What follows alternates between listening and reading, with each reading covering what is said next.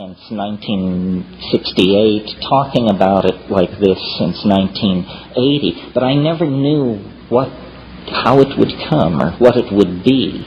In the last few years, with the rise of a technological, a cultural artifact like the Internet, I now see how it will make its way into the world.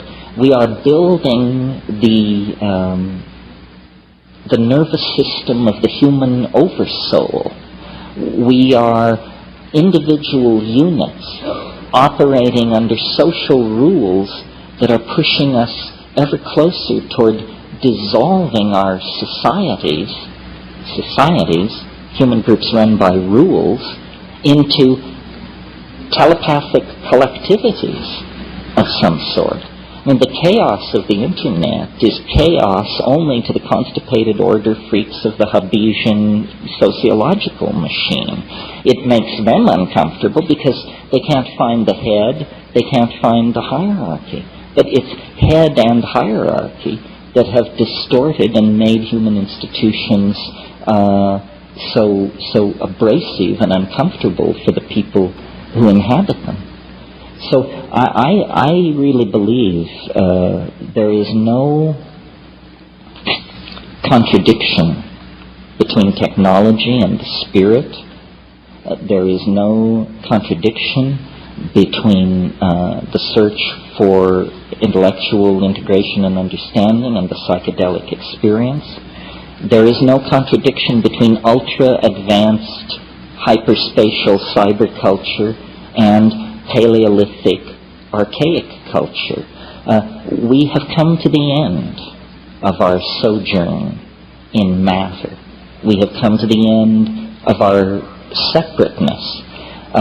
This is all very scary. None of us know what it means, but the forces that have been called into being are now beyond the control of any institution or any strategic planning committee or any banking committee. These things have a life of their own. There is a morphological unfoldment occurring on this planet. It is bringing forth some entirely new order of being. We are a privileged part of this. Individually, our hope is to understand and participate in the epiphany. There is no blame. Nothing is off-kilter or wrong or unnatural or artificial. No principle has been betrayed. This is how it is supposed to be. But as it picks up speed, it's going to become more and more frightening as most metaphors fail. And this is why the rise of cults, and why the grasping at ontological straws, and why the whisperings from various corners of the universe have grown to a roar, because we are uncertain. We are not sure. But I think you become sure by connecting to the source, and then what you become for other people is a source of reassurance. The perfect metaphor for understanding this situation is a birth. If you had never seen a birth, and you were rushing about your daily business and suddenly came around a corner and this was happening, as, for example, could happen to you in India or in Africa somewhere, and here you confronted human birth, if you had not been prepared for that moment, you would have a real emotional thing on your hands. It looks like a medical emergency. Blood is being shed, organs are being stretched, there's pleading and groaning and moaning. You have to have your chops very together to look at this situation and say, how wonderful, new life, coming into the world as it has always come into the world. Now, a birth can be simple and easy, or it can be prolonged and tormented. It can be an occasion for joy, or it can end in catastrophe. The key is preparation, understanding, awareness, and a desire to meet the experience in all of its fullness. The birth is coming. The birth is coming. And what it does to the social systems we've put in place, the groaning ecologies that are taking the weight of our billions, what it does to the atmosphere, what it does to the economies upon which you and I depend, this all depends on how educated and enlightened each one of us can make ourselves as the thing moves toward completion. And it's no time for foolishness, and it's no time for rumor mongering, and it's no time for throwing away your epistemological razors and indulging in the spreading of unlikelihoods. It's time to actually pull together.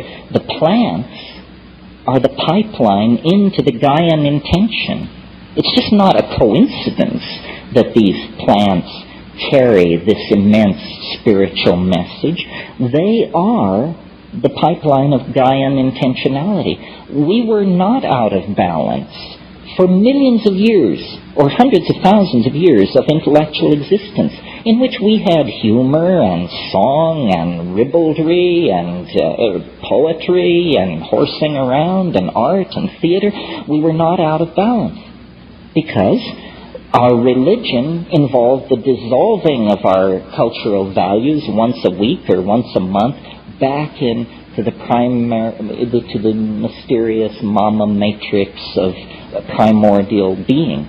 Once we cut that off, once we began to make it up, or to listen to the most shrill among us make it up, we were lost. That's what we're returning to. Our story is the story of the prodigal son.